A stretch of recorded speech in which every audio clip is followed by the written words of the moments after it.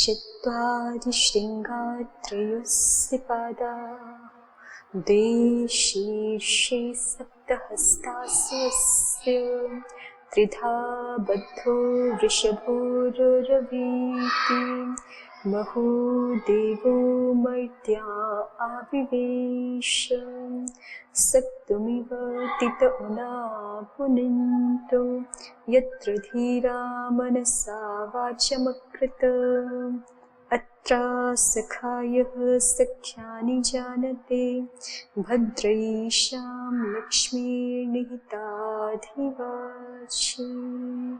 ओम श्री परमात्मने नमः। ओम श्री गुरुभ्यो नमः। ओम सर्वेभ्यो नमः।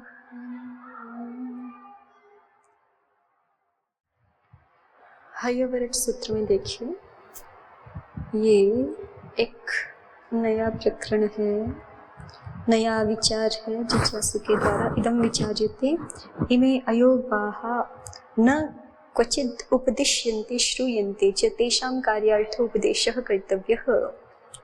जिज्ञासु ने कहा कि जैसे आपने वर्ण समाम्नाय में अ ई उ आदि उपदेश किए हैं ना वर्ण, उसी तरह से कुछ अयोगवाह वर्ण भी होते हैं संस्कृत भाषा में।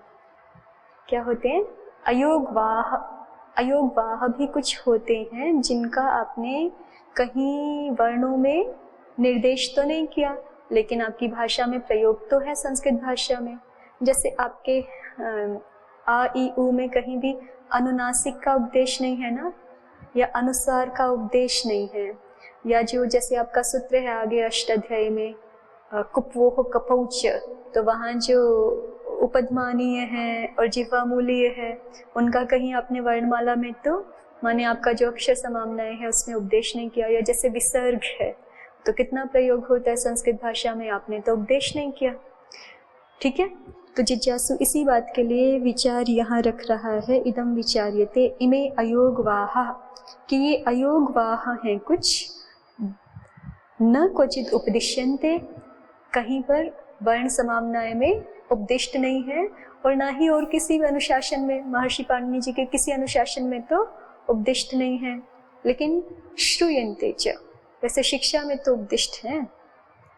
ठीक है, लेकिन ये अभी वर्ण समाम्नाय की दृष्टि से बात हो रही है। अ ई उ इत्यादि जो हमारा वर्ण समाम्नाय है उसकी दृष्टि से बात हो रही है कि अयोगवाह वर्ण भाषा में तो प्रयुक्त देखे जाते हैं, सुने जाते हैं, लेकिन न क्वचित उपदिश्यन्ते, लेकिन उपदेश तो इनका कहीं भी नहीं है। तेषां कार्यार्थ उपदेशः कर्तव्यः, तो उनका क्या कर देना चाहिए?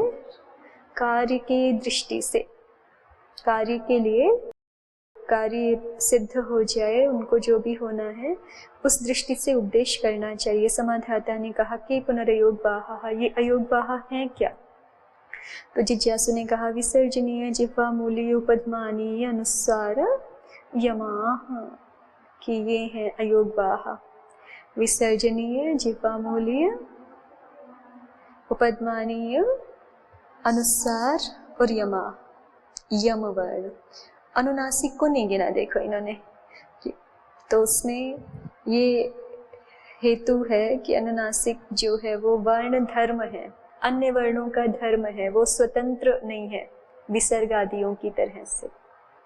ठीक है, इसलिए अनुनासिक को इन्होंने नहीं गिना ना, केवल किनको गिना है? जिह्वामूलियों को, विसर्जनीय को, जिह्वामूली, उपदमानी, अनुसार और यमः।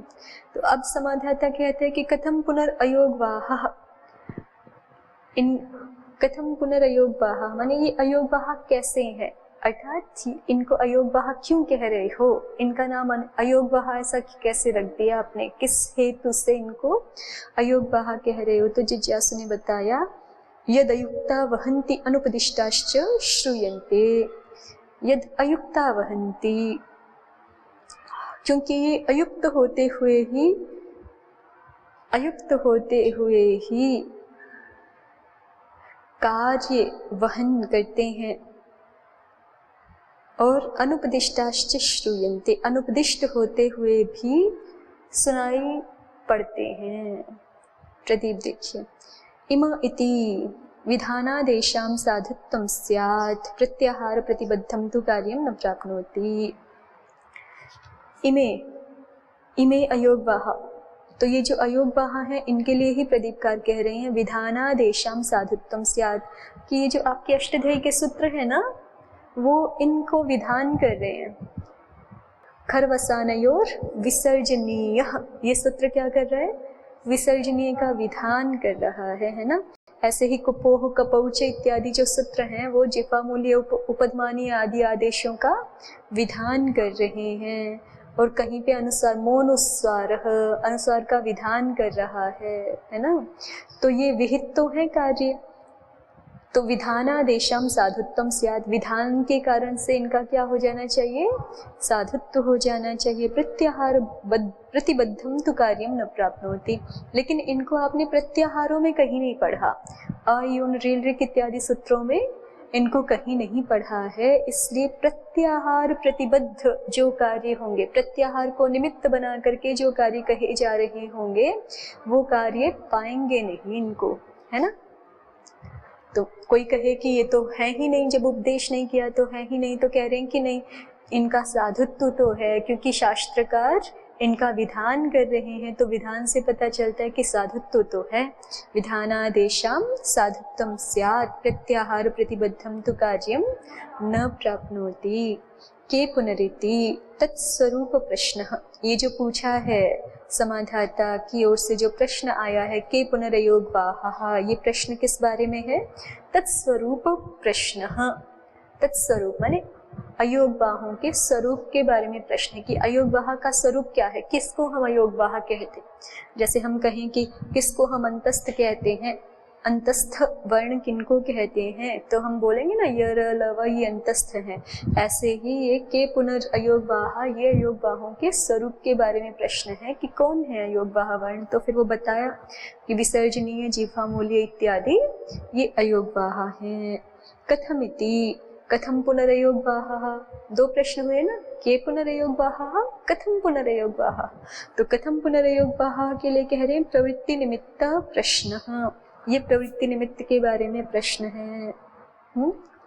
ये प्रवृत्ति निमित्त के बारे में प्रश्न है, अर्थात इन वर्णों के लिए अयोगवाह ये शब्द कैसे प्रवृत्त हो रहा है, क्योंकि संस्कृत भाषा के अनुसार शब्द जो संज्ञा रूप शब्द हैं वो किसी संज्ञा में जब प्रवृत्त होते हैं तो उस संज्ञा के किसी ना किसी गुण इत्यादि को निमित्त बना करके प्रवृत्त होते हैं ना।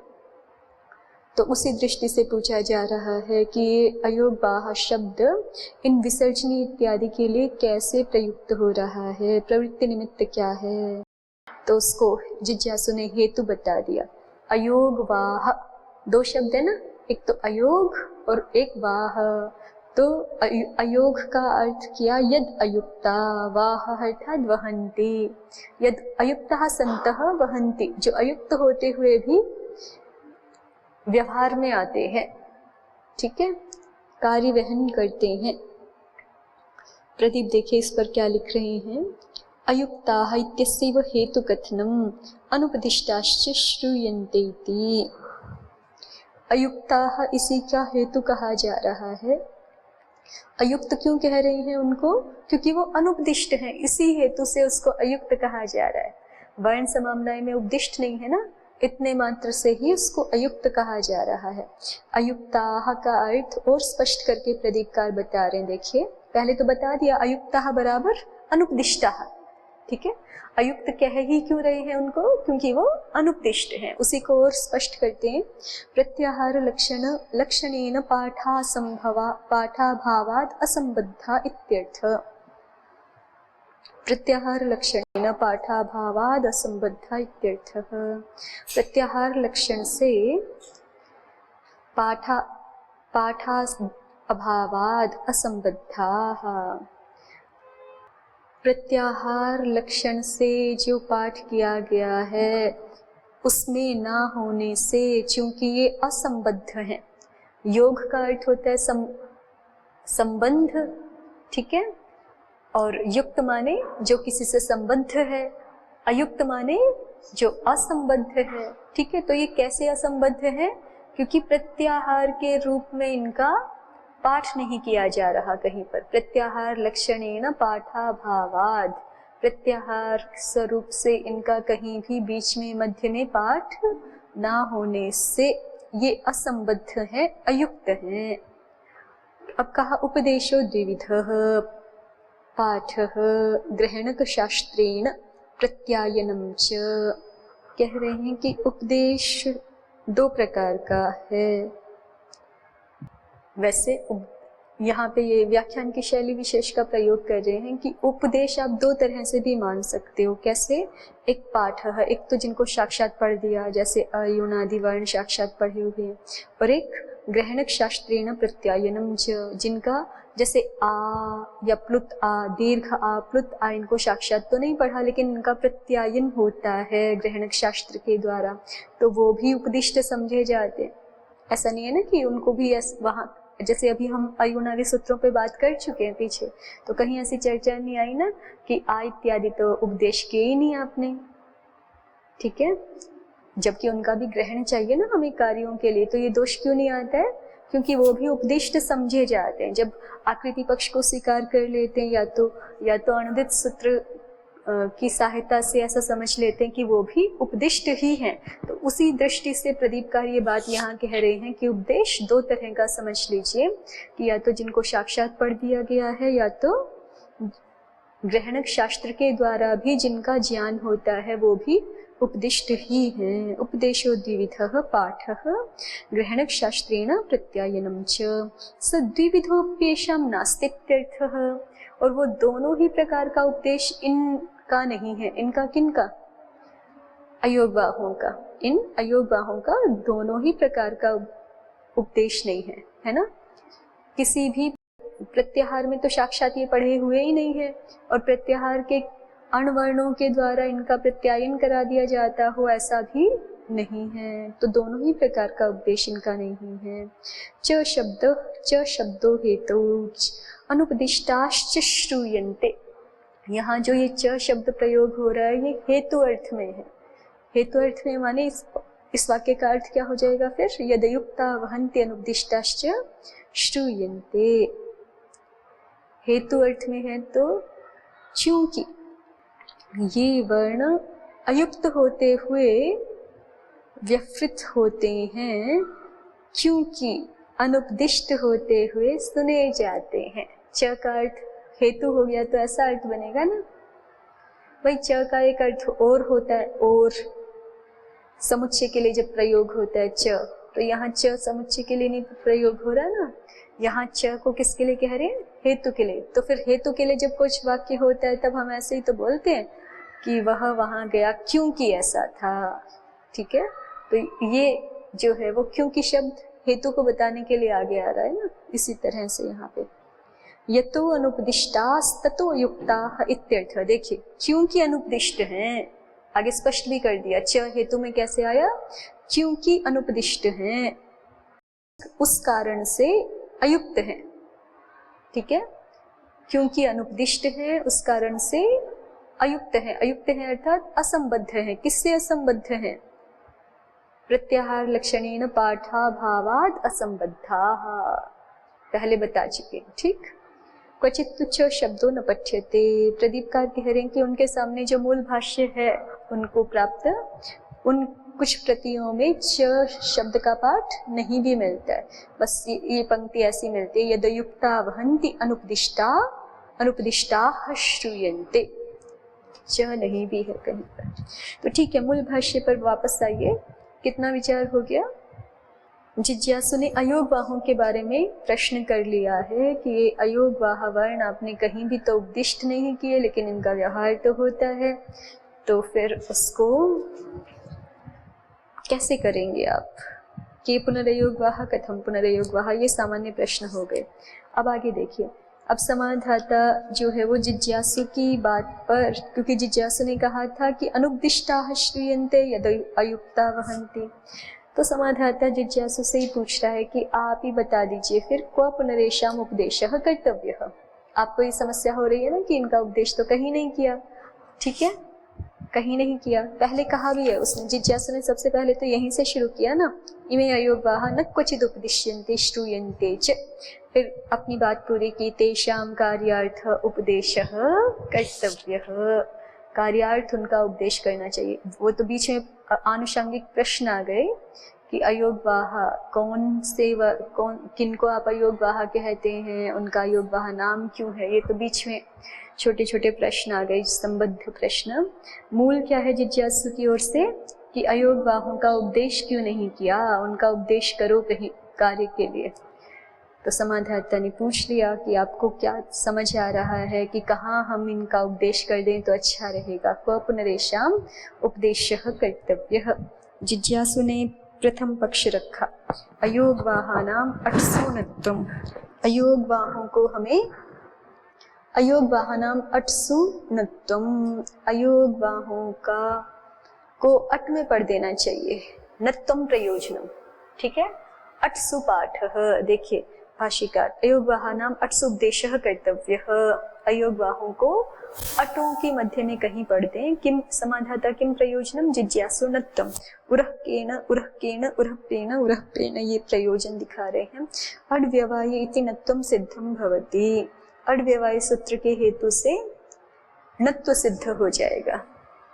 उद्युत्काल देखिए सिद्धि भी दिखा रहे हैं। उरह केनैति उरह कायति इति सुत्पत्तेः पूर्वं समासेपि सोपपदादौ इति न सत्वं पाशकल्पक काम्येषु एव तत्प्रवृत्तेः। उरह कायति, ये कई शब्दे धातु है ना आपकी, उरस उपपद रहते, कई धातु से आपने कई धातु से क ही प्रत्यय होगा, आत्मोपसर्गे कह है ना। तो प्रक्रिया तो उरह का शब्द की बिल्कुल गोदह जैसी है ना, तो लोप टीचे कर लेंगे और आपका उरह क बन गया। उरस का जो स है उसको विसर्ग तो होगा ही, ठीक है। खरवसाने और विसर्जनीय वाला ही विसर्ग सुनाई पड़ रहा है। आगे टा विभक्ति है तो उरहकेन उरहकेन उरहपेन उरहपेन बन रहा है। अब ये बात है, देखिए विसर्ग वाला पक्ष तो आप बना ही लेते हैं, है ना, विसर्ग वाला पक्ष तो आप बना ही लेते हैं। अब इनको यहाँ पर एक तो पक्ष में कुपोह कपौच प्रवृत्त हो रखा है, और एक इनको ये है कि जो आगे उरह क शब्द से आप टा विभक्ति लेकर के आए हैं, तृतीय विभक्ति, उसको टा गसी गसामिनात् स्याह, इन हो गया, ठीक है, और आद्गुणः भी हो गया, केन इतना भी हो गया। अब इनको यहाँ पे नत्तु करना है, और नत्तु के लिए ये कह रहे हैं कि यहाँ पे आप रसाभ्याम नोणः समान पदे तो लगा नहीं पाएंगे, ठीक है, क्योंकि जस्ट बाद में तो नहीं है ना, वहाँ रसाभ्याम पंचमी है, तस्मादित्युतरस्य के अनुसार अनंतर नकार मिलना चाहिए, सो तो है नहीं, तो आप लगाएंगे अट कुपांग नोम व्यवायेपि। और अट में आपका देखिए र के बाद क्या क्या आ रहा है, अकार आ रहा है, एक ककार आ रहा है या पकार आ रहा है, और एकार आ रहा है। तो अकार एकार तो आपके अकार एकार ककार पकार, ये सारे के सारे तो आपके किस में आ गए, अट कुपू, अट में आ गए ना। अट में अ और ए आ गया, कुपू में ककार और पकार आ गए। लेकिन ये जो आपका बीच में विसर्ग है, या जो आप पक्ष में कुपोह कपौच सूत्र से जिह्वामूलीय उपध्मानीय कर चुके हो, विसर्ग जिह्वामूलीय और उपध्मानीय, ये जो बीच में आए हुए हैं अयोगवाह, ये तो अट में नहीं आए।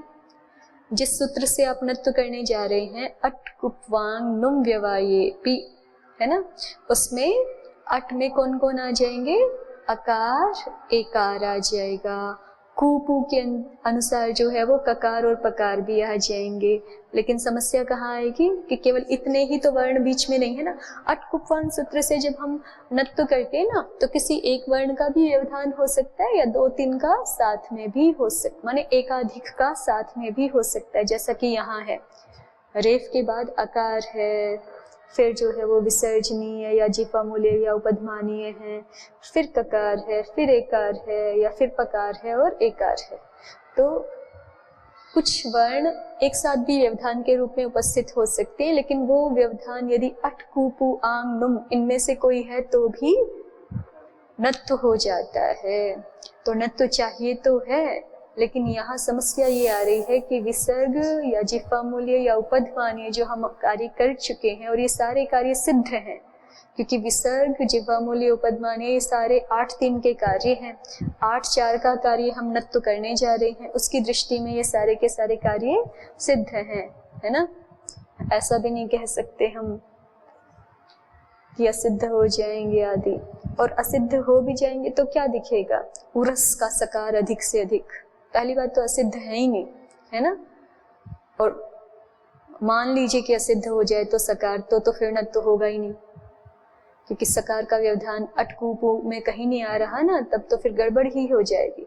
तो वो तो खैर कल्पना की बात है, वो तो पक्ष ही नहीं है कि असिद्ध हो जाए, ये तो सिद्ध ही कार्य है। तो सिद्ध हैं तो हमें विसर्ग आदि व्यवधान के रूप में दिखाई पड़ रहे हैं, तो नत तो नहीं हो पा रहा। नत तो हो जाए, इसके लिए क्या करना पड़ेगा, जिज्ञासु ने कहा अयोग बाहाना मठसू, अयोग बाहों को अठ में पढ़ दो, जिससे कि क्या हो जाए, नत्व हो जाया करे। ठीक है, स्पष्ट हो गया आपको। कवर्ग पवर्ग के परे रहते विसर्जनीय को विकल्प से जिह्वा मूल्य और उपध्मानीय ये आदेश हो जाते हैं, और चकार से विसर्जनीय भी हो जाता है। तो आपने यहाँ पर जो उरस के स को सजुषो रूह किया है, फिर उसको खरवसानयोर विसर्जनीय किया है। खर वसानयोर विसर्जनीय, खर है ना ये, कवर्ग और पवर्ग खर में आ जाते हैं दोनों।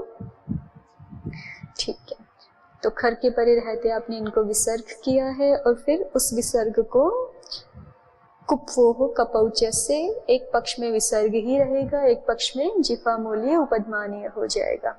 तो बस उरहक आदि, उरहप आदि शब्द बन चुके हैं। आगे टा ला करके टागसी गसामीनाथ से इना कर लिया, आधगुणा कर लिया।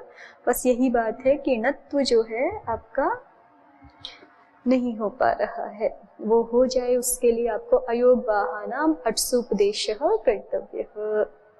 चले आगे। जिज्ञासु अब एक और प्रयोजन दिखा रहा है। एक प्रयोजन तो दिखाया कि अयोग बाहों को कहाँ पढ़ना चाहिए, अट में पढ़ना चाहिए, जिससे कि नत्व प्रयोजन की सिद्धि हो जाए उरह केण इत्यादि प्रयोगों में। अब दूसरा प्रयोजन जिज्ञासु दिखा रहा है शर्षु जश भाव शत्वे शर्षुपदेश कर्तव्य। ये जो अयोग बाहा है उनका शर में भी उपदेश करना चाहिए। अट में उपदेश करने का अलग प्रयोजन दिखाया है, ठीक है। अब कहा शर में भी उपदेश, शर में उपदेश कर देना चाहिए, शर्षु उपदेश कर्तव्य। शर में कौन आते हैं आपके, शर्षस, तो वहां क्यों करना चाहिए, समाधाता ने पूछा। किम प्रयोजनम, जिज्ञासु ने बताया जश भाव शत्वे, जश भाव और शत्व ये दो कार्य प्रयोजन है। अयम उपजिर उपध्मानीयोपधः पठ्यते तस्य जश्त्वे कृते उपजिता उपजितुम इत्येतत् रूपम यथा स्यात्।